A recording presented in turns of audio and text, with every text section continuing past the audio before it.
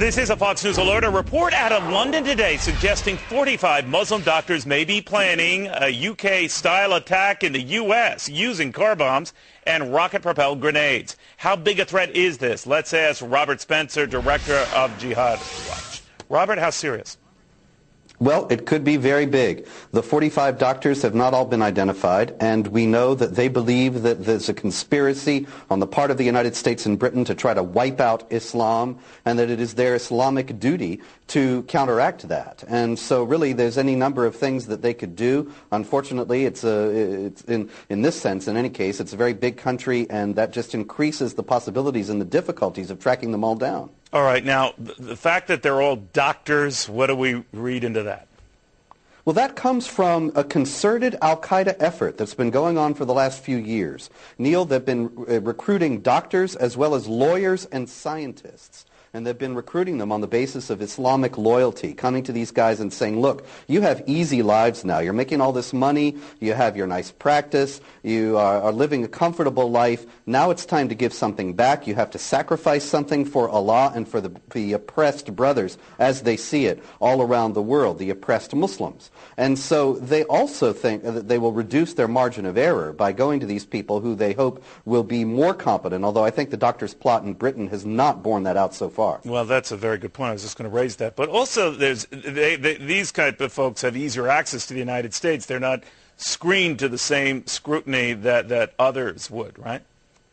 Oh, yeah, absolutely. See, this is a problem. There's been a huge fallacy in most of Western analysis about jihad terrorism for years now, and that is the assumption, really an unspoken, unquestioned assumption on the part of many, that this is the result of poverty, that poverty and desperation give rise to terrorism. And so we target areas that are poor and try to give them enough aid so that we will head this off. And actually, this is a completely wrong-headed approach because the problem is ideological. And study after study actually over the years has shown, although these studies have been largely ignored, that the jihad terrorists are actually better educated and wealthier in general than their peers. Well, Osama bin Laden is the best example of that. So let me ask you this. Exactly. I mean, you would think that doctors who achieve a great, somewhat of financial security and success might begin to look around and say, especially when they're exposed to the Western world, hey, I kind of like it.